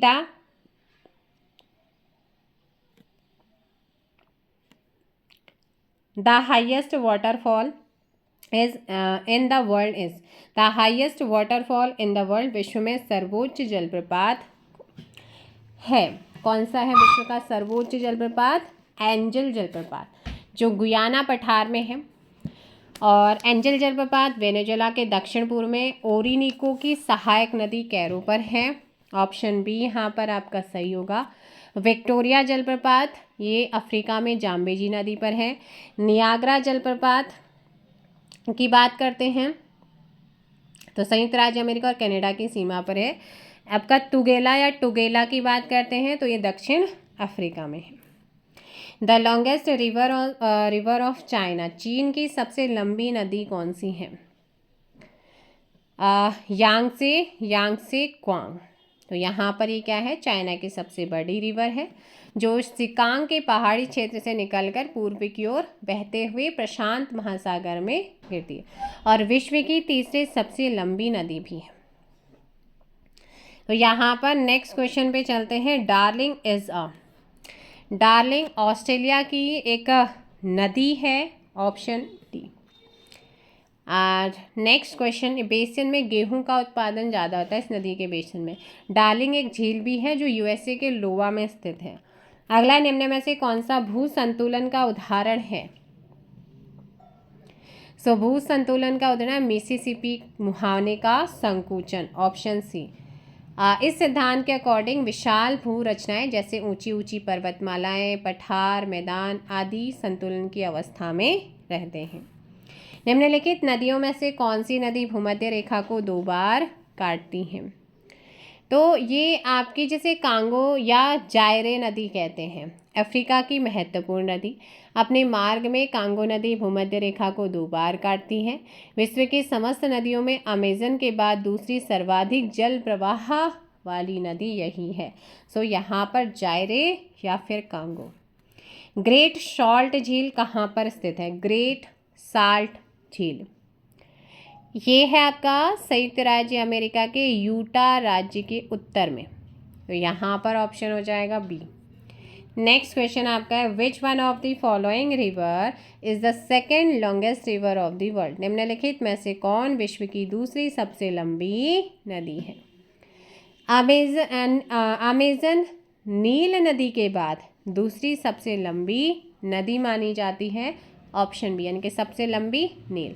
जबकि आयतन की दृष्टि से विश्व की सबसे बड़ी नदी है ये अमेजन। मिसिसिपी मिसौरी संयुक्त राज्य अमेरिका में बहने वाली नदी है। यांगसी चाइना में बहने वाली एशिया की सबसे लंबी नदी है। इनमें से कौन ग्रेट लेक्स का हिस्सा नहीं है? तो कौन है जो ग्रेट लेक्स यानी कि महान झील है? तो ये आपका आता है बियर। कौन सा है? बियर। उत्तरी अमेरिका में कनाडा और संयुक्त राज्य अमेरिका की सीमा पर स्थित 5 झीलों का समूह, जिसमें इस 5 में कौन आता है? सुपीरियर, मिशिगन, ह्यूरॉन, एरी और ओंटारियो, इनका एक समूह है। विश्व के क्षेत्रफल एवं ताजे पानी का सबसे विशाल समूह है। विश्व का 22% ताज़ा पानी इन झीलों में पाया जाता है। नेक्स्ट क्वेश्चन आता है, out of the following oceans which one is the deepest. निम्नलिखित महासागरों में कौन सबसे गहरा है? और ये क्वेश्चन आपका कई बार रिपीट होता है, इसलिए ध्यान रखिएगा। क्वेश्चन नंबर है आप लोगों का 98। तो ये है प्रशांत महासागर। कौन सा है? प्रशांत महासागर, जिसमें चैलेंजर द्वीप है जो पश्चिमी प्रशांत महासागर में स्थित है। अगला क्वेश्चन, लवणता की सर्वाधिक मात्रा जिसमें पाई जाती है वह कौन सा है? तो ये है आपका मृत सागर, डेड सी। कौन सा है? मृत सागर है। मृत सागर विश्व की सबसे गहरी झील भी है। अगला क्वेश्चन आता है कि which one among the following is not cold current? निम्न में से कौन सी शीत यानी कि ठंडी धारा नहीं है? कौन सी नहीं है ठंडी धारा? नॉर्वेजियाई धारा। महासागरीय धाराओं को तापमान के आधार पर गर्म और ठंडी, तो यहाँ पर इनमें दो भागों में बांटा जाता है।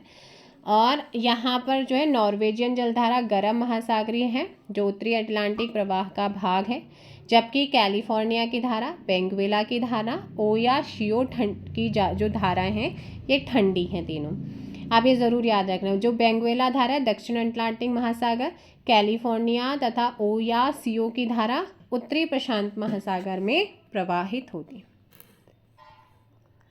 निम्नलिखित में से कौन सा एक लवण सागर में सर्वाधिक पाया जाता है? Sodium chloride. क्या है? सोडियम क्लोराइड सबसे ज़्यादा, फिर मैग्नीशियम क्लोराइड, फिर मैग्नीशियम सल्फेट, फिर कैल्शियम सल्फेट। ये इस तरीके से आपको 47 टाइप्स के लवण पाए जाते हैं। अगला आता है which of the following oceanic current does not flow in North Atlantic ocean? तो अभी मैंने बताया था कि जो बेंगुएला की है वो ठंडी जलधारा उत्तरी अटलांटिक महासागर में प्रवाहित नहीं होती है, दक्षिणी अटलांटिक महासागर में बहती है, ये ठंडी है। गल्फ स्ट्रीम, नॉर्वेजियन, फ्लोरिडा की जलधारा उत्तरी अटलांटिक महासागर में बहने वाली गर्म जलधारा है। अगला क्वेश्चन आता है यहाँ पर, निम्न महासागरीय धाराओं में से कौन सी प्रशांत महासागर से संबंधित नहीं है? कैलिफोर्निया, क्यूरोशियो, हम्बोल्ट इनका संबंध है। कनारी की जो धारा है ना जलधारा, ये अटलांटिक महासागर की है। तो नेक्स्ट क्वेश्चन पे चलते हैं। 104, हमारे जलमंडल हाइड्रोस्फीयर का सबसे बड़ा भाग कौन सा आता है? प्रशांत महासागर। कौन सा है? प्रशांत महासागर। आकृति त्रिभुजाकार है और प्रवाल भित्तियों में पाया जाता है ये। इसके तट पर अलास्का की खाड़ी, कैलिफोर्निया की खाड़ी, काल्सो खाड़ी और पनामा की खाड़ी पाई जाती है। निम्न में से अलास्का किस देश का हिस्सा है? तो ये यूएसए का माना जाता है। ऑप्शन हो जाएगा यहाँ पर बी। अगला क्वेश्चन, निम्नलिखित सागरों में से किस एक का जल सबसे अधिक खारा है? तो सबसे अधिक खारा है मृत सागर का, जो कि आपने करा था। विश्व में सबसे सर्वाधिक लवणता तुर्की के वानगाल या वान झील में मिलती है। इसके बाद मृत सागर ग्रेट सॉल्ट लेक का स्थान आता है। मृत सागर विश्व की सबसे नीची झील, गहरी झील भी हम इसको बोल सकते हैं। अगला, मीटियोर अभियान निम्न में से किससे संबंधित है? इसका संबंध है जर्मन उल्का अभियान, एक समुद्र विज्ञान अभियान था जिसने 1925 और 27 में भूमध्य रेखीय क्षेत्र से अंटार्कटिक तक दक्षिण अटलांटिक महासागर का पता लगाया था। तो यहाँ पर गहराई की ध्वनि, पानी के तापमान का अध्ययन, पानी के नमूने, समुद्री जीवन और वायुमंडलीय अवलोकन का स्टडी किया। Option D, none of these. Next question का आंसर दीजिएगा जल्दी से। एक बार वीडियो को लाइक और शेयर भी कर दो। क्वेश्चन है, meteor expeditions was related to which of the following? Meteor अभियान निम्न में से किससे संबंधित था? मेटियोर ये आपका रिलेटेड मैंने आपको बता दिया था कि जर्मन उल्का अभियान एक समुद्र विज्ञान अभियान हुआ करता था। तो यहाँ पर ऑप्शन हो जाएगा none of these, option D. Next question पे चलते हैं। The fishing areas of North Sea in Europe is known as? Europe में उत्तरीय सागर का मत्स्याखेट क्षेत्र जाना जाता है। The fishing area of North Sea in Europe is known as? तो यहाँ पर यूरोप में उत्तरीय सागर का मत्स्याखेट क्षेत्र डागर किनारा क्षेत्र के रूप में जाना जाता है। किसके रूप में? डागर किनारा, यानी कि डागर बैंक। उत्तरी सागर का ही ग्रेट फिशर बैंक महत्वपूर्ण मत्स्य ग्रहण है। सदियों से ये फेमस है, मछली के मैदान रहा है ये। मछलियों की बड़ी मात्रा में भोजन रिलेटेड भोजन उपलब्ध होने के कारण यहाँ पर फ्लैश, कॉड, हेडॉक है ना, डैब्स और हेरिंग बड़ी मात्रा में पकड़ी जाती हैं। अगला क्वेश्चन आता है महासागरीय नितल का सबसे विस्तृत भाग कौन सा? महासागरीय नितल का सबसे विस्तृत यानी कि बड़ा भाग आपसे पूछा गया है। तो यहाँ पर आपका आंसर हो जाएगा गहरी सागरीय मैदान। कौन है? गहरे सागरीय मैदान। महासागरीय संरचना का क्रम किनारे से इस प्रकार, जैसे कि महासागरीय मग्न तट, फिर महासागरीय ढाल, फिर महासागरीय गर्त, फिर गहरे सागरीय मैदान आते हैं। Next is the second largest island of the world is. विश्व का दूसरा सबसे बड़ा द्वीप कौन सा है? तो मैंने बताया था सबसे बड़ा द्वीप ग्रीनलैंड है, फिर न्यू गिनी है, फिर बोर्नियो है, फिर मेडागास्कर है, फिर बैफिन है, फिर सुमात्रा है। तो यहाँ पर आपका आंसर हो जाएगा सी, न्यू गिनी। क्या हो जाएगा? New Guinea. वायुमंडल का संघनता thickness of ozone layer is measured in. Ozone परत की मोटाई जो है वो मापी जाती है। सो इसे मापा जाता है डॉप्सन में। किसमें मापते हैं? डॉप्सन में। Option B. ओजोन परत पृथ्वी के वायुमंडल के समताप मंडल में मिलती है, पाई जाती है। सूर्य से आने वाली जो पराबैंगनी किरणें हैं उनको क्या करती है? उनको अवशोषित कर लेती है। The most abundant gas in the earth is atmosphere. पृथ्वी के वायुमंडल में सर्वाधिक मात्रा में पाई जाने वाली गैस कौन सी है? तो यहाँ पर सबसे ज़्यादा आपको मिलती है कौन सी? नाइट्रोजन। कौन सी गैस है? नाइट्रोजन, जो कि एक रासायनिक तत्व है। ऑप्शन हो जाएगा सी। नेक्स्ट क्वेश्चन पे चलते हैं। क्वेश्चन है आप लोगों का, which gas exist in the highest concentrations in the earth atmosphere. कौन सी गैस पृथ्वी के वायुमंडल में सर्वोच्च सांद्रता में मौजूद है? तो यह अभी जस्ट बताया भी था आपका option D, nitrogen. What is the percentage of carbon dioxide gas in earth's atmosphere. पृथ्वी के वायुमंडल में कार्बन डाइऑक्साइड गैस का प्रतिशत कितना है? So nitrogen 78.08%, oxygen 20.95%, argon 0.93%, carbon dioxide gas 0.03%। Option A यहाँ पर सही होगा।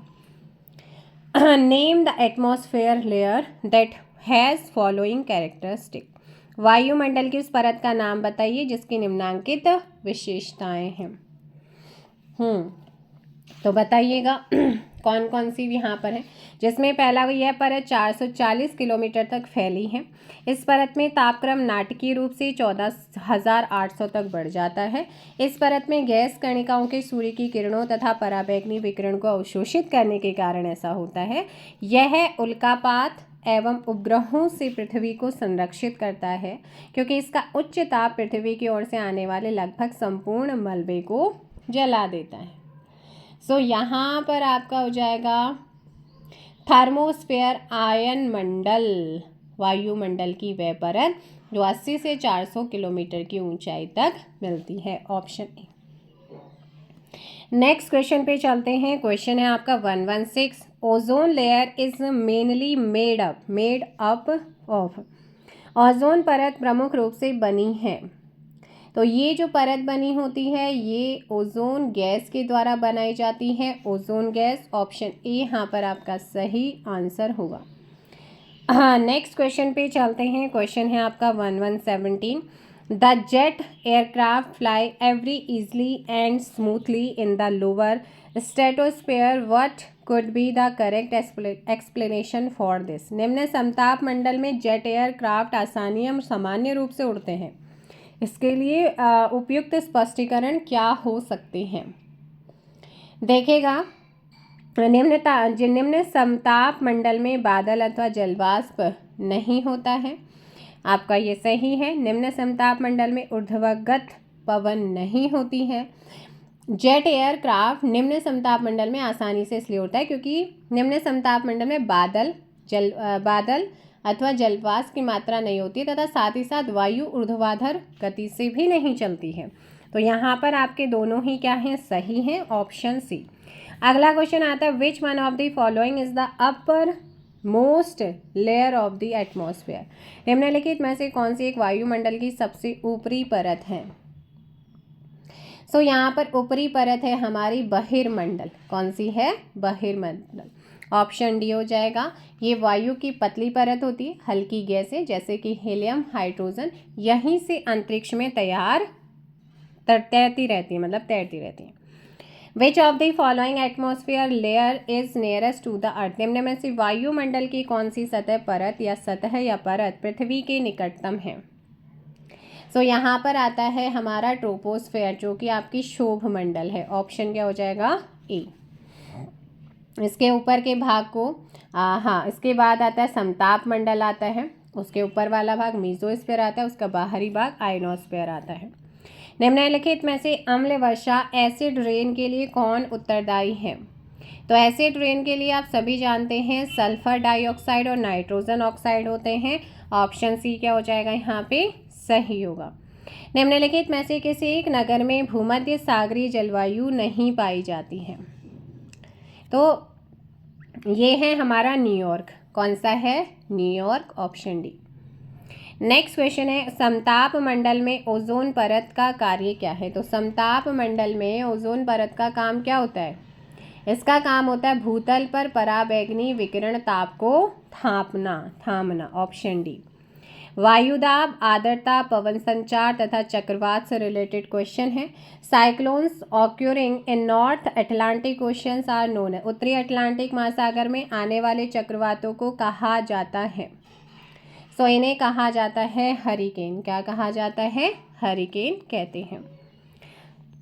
नेक्स्ट क्वेश्चन आता है, which of the following is not type of wind? निम्न में से कौन एक वायु का प्रकार नहीं है? कौन है जो एक वायु का प्रकार नहीं है? अगर बात करते हैं खमसीन, लू, बिजार्ट, ये वायु के प्रकार हैं। खमसीन उत्तरी, यहाँ पर कौन सा नहीं है? सबसे पहले तो आपका रिस नहीं होता है। जो खमसीन है वो उत्तरी अफ्रीका, अरब महाप्रायद्वीप में बहने वाली गर्म शुष्क धूल भरी हवा। उत्तर भारत में गर्मियों में उत्तर पूर्व और पश्चिम से पूर्व दिशा की ओर चलने वाली धूल भरी प्रचंड मतलब लू है। बेजार्ट उत्तरी एवं दक्षिणी ध्रुव क्षेत्र जैसे साइबेरिया, कनाडा, यूएसए, यहाँ पे आपकी ये ठंडी हवा चलती है। Which of the following local winds is found in alpine valley? निम्नलिखित स्थानीय पवनों में से कौन सी आल्प्स की घाटी में पाई जाती है? आल्प्स की घाटी में पाई जाती है फॉन। कौन सी मिलती है? फॉन। ये आपने ध्यान रखना है। चिनूक पवनें सर्दियों में रॉकी पर्वत की पूर्वी ढलानों पर अमेरिका और कनाडा में बहती, ये भी पूछा जाता है। The cause of wind to deflect towards left in southern hemisphere? दक्षिणी गोलार्ध में वायु के बाईं ओर मुड़ने का कारण क्या है? वायु के बाईं ओर मुड़ने का कारण होता है यहाँ पर पृथ्वी का घूर्णन, यानी कि रोटेशन ऑफ द अर्थ होता है। पृथ्वी सदैव अपने अक्ष पर पश्चिम से पूर्व की ओर घूमती है, जिसे पृथ्वी का घूर्णन या परिभ्रमण कहते हैं। इसी कारण दिन व रात होते हैं। दक्षिण पूर्व एशिया में ग्रीष्मकालीन मानसून के दौरान क्या रहता है? दक्षिण पूर्व एशिया में ग्रीष्मकालीन मानसून के दौरान हवाएं हिंद महासागर से जो हैं वो एशिया महाद्वीप की ओर प्रवाहित होती हैं। ऑप्शन सी। 21 मार्च के बाद सूर्य के उत्तरायण होने के कारण ITC-Z जो होती है उसका मौसमी स्थानांतरण होता है। इस समय एशिया विशेषतः दक्षिण पूर्व एशिया में दबाव में परिवर्तन के कारण वायु की दिशा हिंद महासागर में उपरोक्त क्षेत्र की ओर जाती है, जिससे ग्रीष्म काल में हल्की क्या होने लग जाती है? वर्षा होती है। कमजोर हवाओं वाले प्रदेश को कहा जाता है सॉरी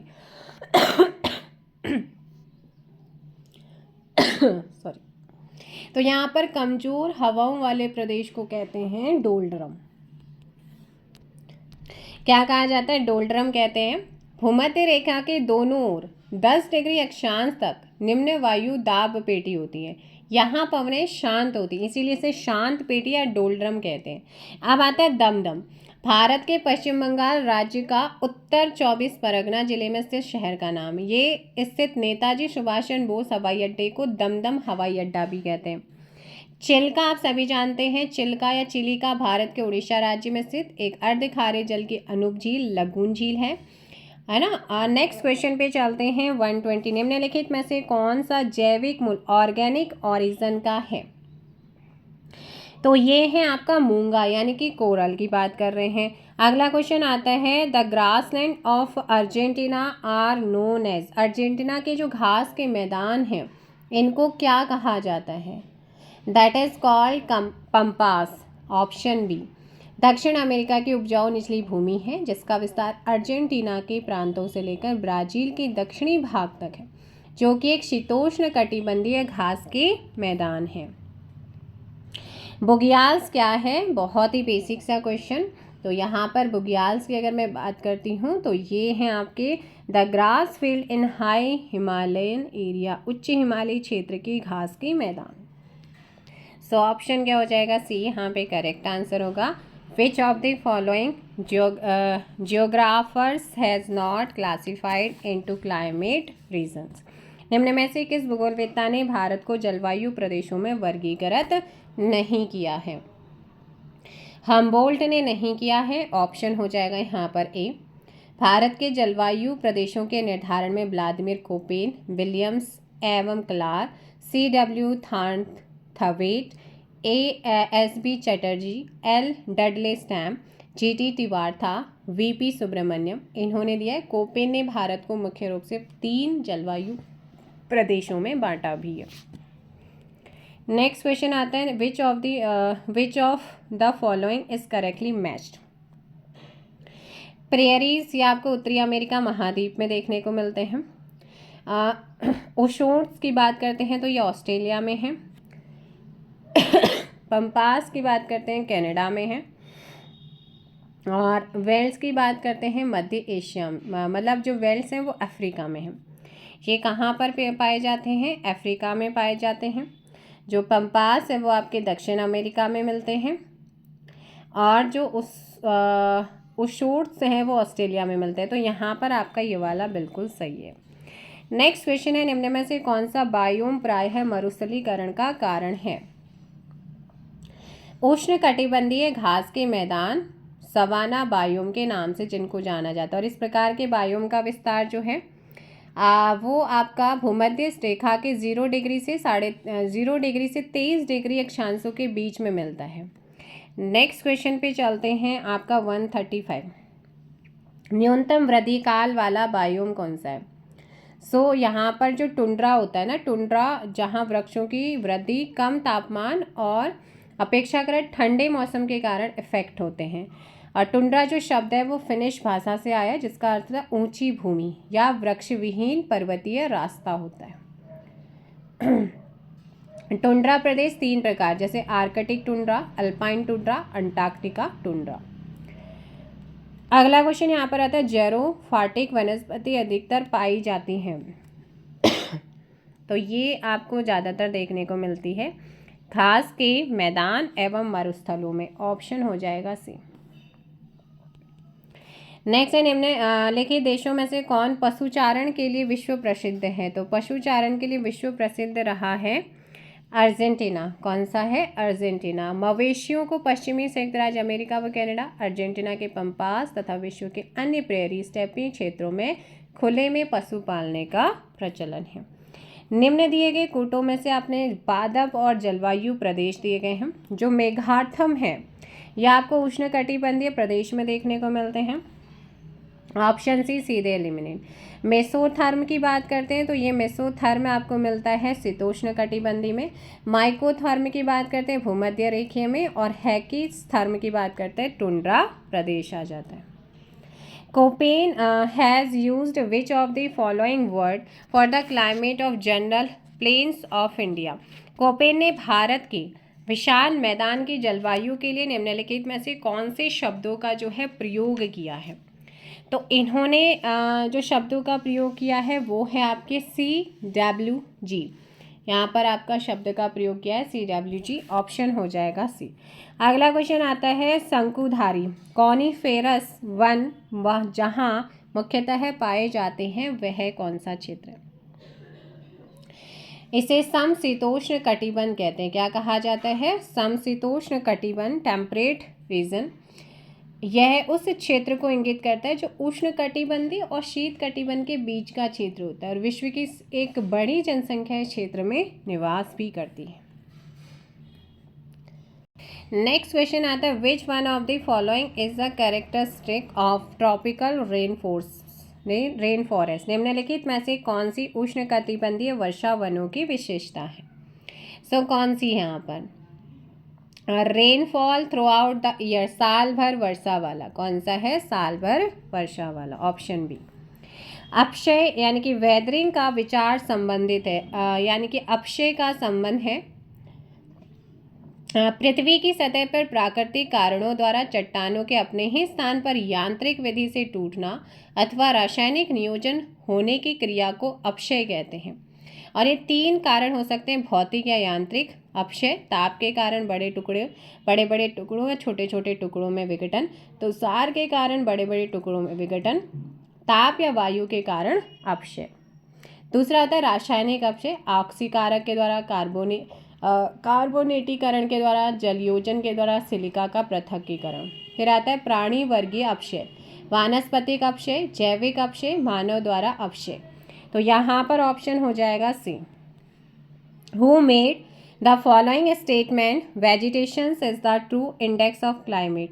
निम्नांकित कथन किसने कहा वनस्पति जलवायु का सही मापदंड है? तो मापदंड है, ये कहा है कोपेनहेगन ने। किसने कहा है? कोपेनहेगन ने कहा है। नेक्स्ट आता है सदाबहार वर्षावन पाए जाते हैं। जो सदाबहार वर्षावन है ये कहाँ पर पाए जाते हैं? ब्राज़ील में मिलते हैं। कहाँ पर मिलते हैं? ब्राज़ील में आपको देखने को मिलते हैं, अमेजन बेसिन, ब्राज़ील, बोलिविया और पेरू। अगला क्वेश्चन यहाँ पर आता है, which one of the following is the best quality of iron ore. निम्नलिखित में से कौन एक उत्तम प्रकार का लौह अयस्क है? तो उत्तम प्रकार का लौह अयस्क इसमें होता है मैग्नेटाइट होता है। कौन सा होता है? मैग्नेटाइट होता है। नेक्स्ट क्वेश्चन आता है, निम्न में से किस देश को यूरेनियम सिटी स्थापित करने का श्रेय दिया जाता है? तो ये जाता है कनाडा को, और कनाडा के अथाबस्का झील के पास इसे इस्टेब्लिश किया गया। कनाडा में ग्रेट बियर झील के पास ही पोर्ट स्टेडियम है। और विश्व भर में यूरेनियम उत्पादन कजाकिस्तान में सर्वाधिक होता है। दूसरे स्थान पर कनाडा, तीसरे पे नामीबिया, चौथे पे ऑस्ट्रेलिया। जबकि भंडारण में ऑस्ट्रेलिया 29%, सेकेंड कजाकिस्तान, फिर कनाडा, फिर रशिया। बाकू की प्रसिद्धि क्यों है? सो बाकू ये अज़रबैजान की कैपिटल है। यहाँ कैस्पियन सागर के तट पर से सबसे बड़ा शहर है ये। पेट्रोलियम के भंडारण और उत्पादन की दृष्टि से काफ़ी समृद्ध है, ऑप्शन डी। नेक्स्ट आता है, दुनिया में सर्वाधिक आणविक खनिज उत्पादक देश निम्न में से कौन सा है? कनाडा है। कौन सा है? कनाडा है। अगला है, अंतर्राष्ट्रीय स्तर पर मेसाबी रेंज किस उत्पाद के लिए जाना जाता है?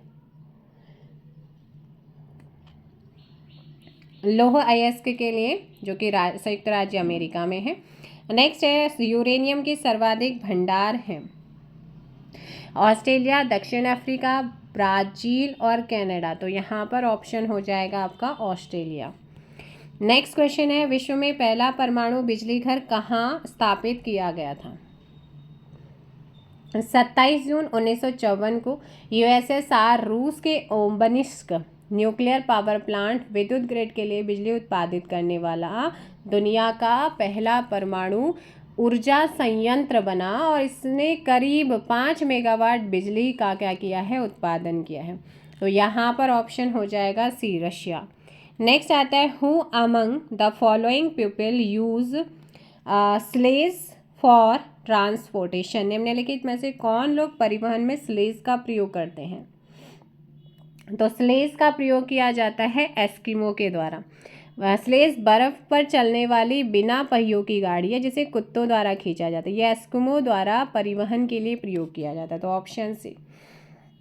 जो उत्तरी गोलार्ध में उत्तरी ध्रुव के निकटवर्ती देशों में क्या करते हैं? निवास करते हैं।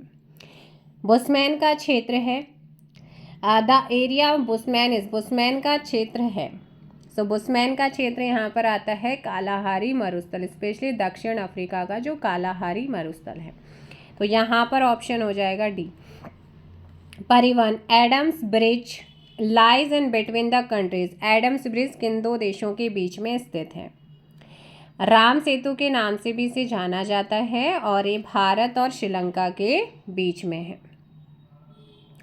और ये मन्नार की खाड़ी को पाक जलडमरू मध्य से अलग भी करता है। अगला क्वेश्चन है the apertures which record the flight data of aeroplane is called.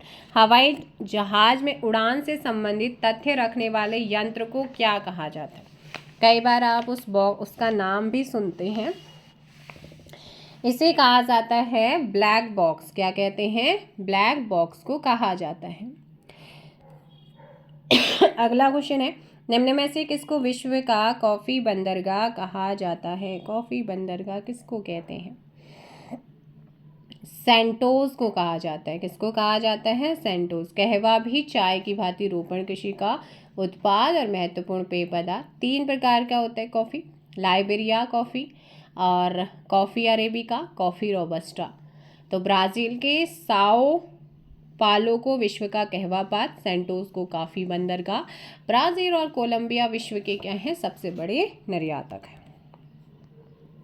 निम्नलिखित में से कौन सा विश्व का सबसे बड़ा पोताश्रय है?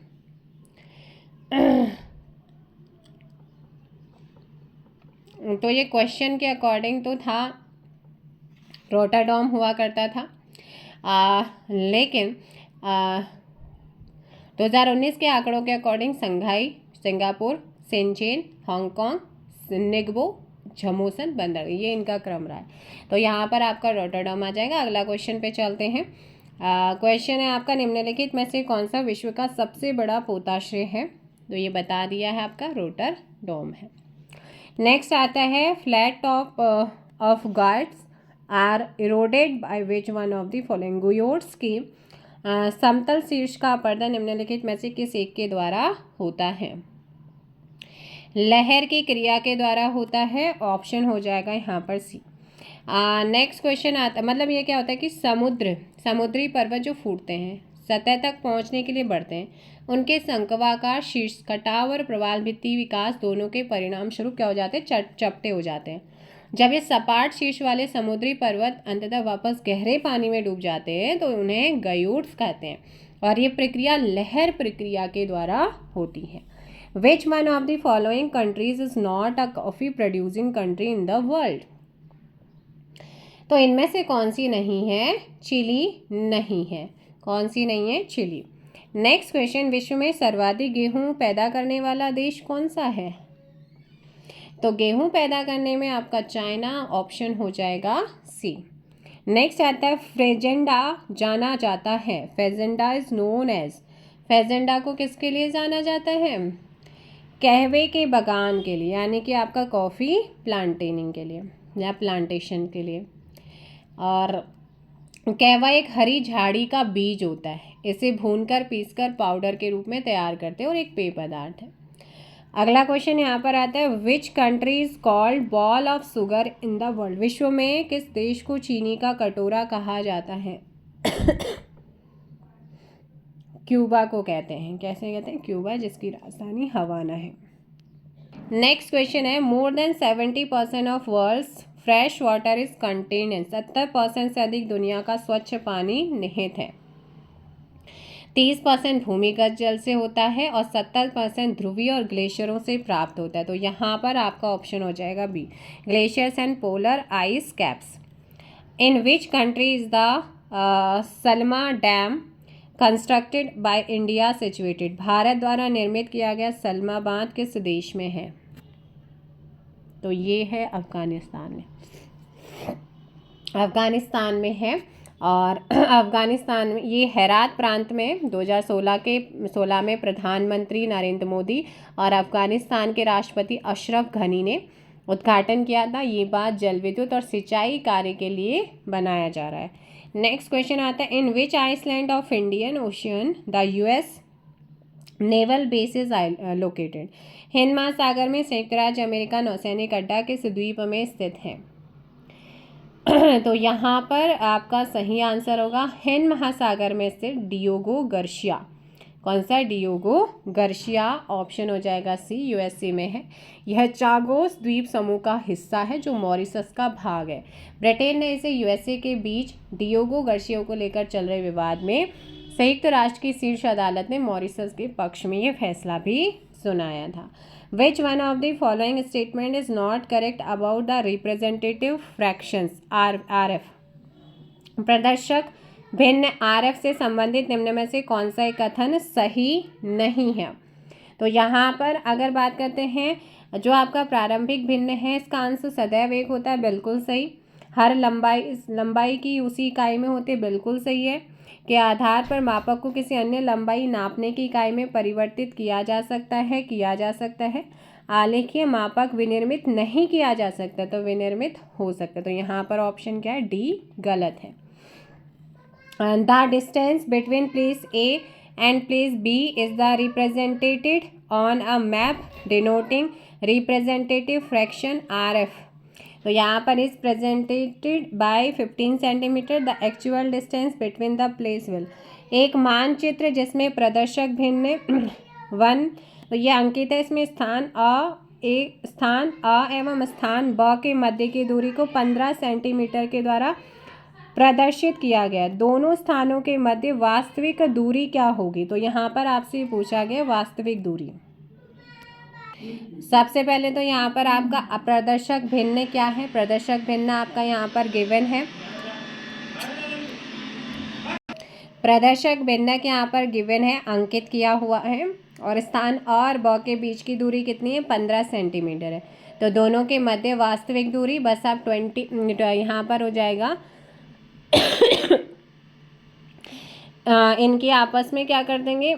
मल्टीप्लाई कर दीजिएगा 15 से, और उसके बाद आपका निकल के आ जाएगा यहाँ पर सेंटीमीटर। बस अपॉन में 100 मल्टीप्लाई 1000 आप करेंगे, उसके बाद आपका 300 किलोमीटर निकल के आ जाएगा। ऑप्शन बी यहाँ पर सही हो। नेक्स्ट क्वेश्चन आता है, U shaped valleys formed by which of the following geomorphic agent. U आकार की घाटी का निर्माण निम्न में से कौन सा भू आकृति कारक करता है? तो यहाँ पर आपका सही आंसर क्या हो जाएगा? जो यू अंग्रेजी के अक्षर यू जैसी जो आकृति को यहाँ पर ऑप्शन हो जाएगा हिमानी, यानी कि ग्लेशियर। ऑप्शन आपका क्या हो जाएगा? A. Indian innovex the Thailand principle regarding which of the following. निम्नलिखित में से किसके संदर्भ में भारत ने थाईलैंड सिद्धांत का आह्वान किया था? तो ये किया गया था सर्करिक में। किसमें किया गया था? सर्करिक के उपयोग में। तो यहाँ पर ऑप्शन हो जाएगा C. What is the width of the excluded economic zone in international law. अंतर्राष्ट्रीय विधि में अपवर्जित आर्थिक क्षेत्र की चौड़ाई कितनी होती है? तो इस आर्थिक क्षेत्र की चौड़ाई आपसे पूछी गई है, और इसका आंसर क्या हो जाएगा यहाँ पर? ऑप्शन डी करेक्ट आंसर होगा। 200 माइल्स तक होता है, यानी कि 200 नॉटिकल्स माइल्स तक आपको ध्यान रखना है। नेक्स्ट क्वेश्चन आता है, in which of the following regions is maximum amount of insolations received. निम्न में से किस क्षेत्र में अधिकतम सूर्यताप की मात्रा प्राप्त होती है? तो ये आपको ध्यान रखना है, सब ट्रॉपिकल रीजन यानी कि उपोष्ण कटिबंधीय प्रदेश में। ऑप्शन आपका बी यहाँ पे सही आंसर होगा। नेक्स्ट आता है, what type of disaster occurred in Chernobyl in the year 1986। Chernobyl में 1986 में आई आपदा किस प्रकार की थी? तो ये 26 अप्रैल 1986 को यूक्रेन के चेरनोबिल में न्यूक्लियर पावर प्लांट में एक परमाणु इंसिडेंट हुआ था। यहाँ पर ऑप्शन हो जाएगा डी। नेक्स्ट क्वेश्चन आता है, मानव का परमाफ्रॉस्ट पर प्रभाव सम्मिलित करता है। तो मानव का परमाफ्रॉस्ट पर प्रभाव सम्मिलित करता है किसको? तापीय अपरदन को प्रेरित करता है। ऑप्शन आपका डी सही आंसर होगा। पृथ्वी पर अधिकतर निरंतर परमाफ्रॉस्ट पाए जाते हैं। तो ये आपके मिलते हैं ऑप्शन सी उत्तरी अमेरिका एवं साइबेरिया में। कहाँ पर मिलते हैं? उत्तरी अमेरिका एंड साइबेरिया में। सूची 1 को सूची 2 से मैच करना है। पुराना नाम और नया नाम दिया हुआ है। थाईलैंड का पुराना नाम क्या है? शामा। तो यहाँ पर हो जाएगा थर्ड का ए, यानी कि ए का थर्ड हो जाएगा। ए का थर्ड ऑप्शन डी में आ रहा है। तो ऐसे में जो ताइवान है, ताइवान का पुराना नाम यहाँ पर अगर बात करते हैं फार्म क्या है यहाँ पर? ताइवान का पुराना नाम है फार्मोसा। इसके अलावा तो यहाँ पर हो जाएगा 1। सो मेसोपोटामिया की बात करते हैं तो इस इराक का पुराना नाम है मेसोपोटामिया। तो यहाँ पर हो जाएगा ये। और वर्मा तो भाई म्यांमार का पुराना नाम है। तो ऐसे में ऑप्शन डी। नेक्स्ट क्वेश्चन है which one of the following pair is not correctly match. निम्नलिखित में से कौन सा युग्म सही सुमेलित नहीं है? तो यहाँ पर अगर बात करते हैं जो आपके फॉन्स है या आल्पस पर्वत के ढाल, आल्पस जो पर्वत है, आल्पस पर्वत के उत्तरी ढाल के सहारे उतरने वाली गर्म और शुष्क हवा है। इसके अलावा म्रिस्टल की बात करते हैं तो म्रिस्टल जो है ना ये राइन घाटी में बहने वाली ठंडी ध्रुवीय हवा है। खमसीन की बात करते हैं तो ये मिस्र में बहने वाली गर्म और शुष्क हवा है। लेकिन जो बोरा है वो साइबेरियन में नहीं बल्कि ये एड्रियाटिक सागर के पूर्वी किनारों पर चलने वाली शुष्क और अत्यधिक ठंडी हवा है। इसके बाद आपका ये लास्ट क्वेश्चन है वर्ल्ड ज्योग्राफी का। सर्वाधिक तटीय अपर्दन होता है। 178 क्वेश्चन आपके कंप्लीट हो जाते हैं। वर्ल्ड ज्योग्राफी में इतने ही थे।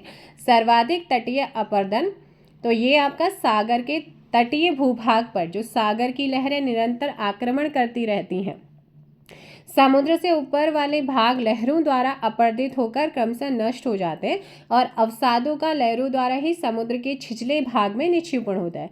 तो ये काम अविराम चलता रहता है। तो ये आपका आंसर हो जाएगा लहरों से। वीडियो को लाइक और शेयर कर दीजिएगा। चैनल पर अगर आप नए हैं चैनल को सब्सक्राइब भी कर दीजिए। मिलते हैं नेक्स्ट वीडियो में। फिलहाल इतना ही। इंडियन ज्योग्राफी हम शुरू करेंगे। Thank you so much. Bye bye, take care. जय हिंद, जय भारत, जय उत्तराखंड, जय देवभूमि।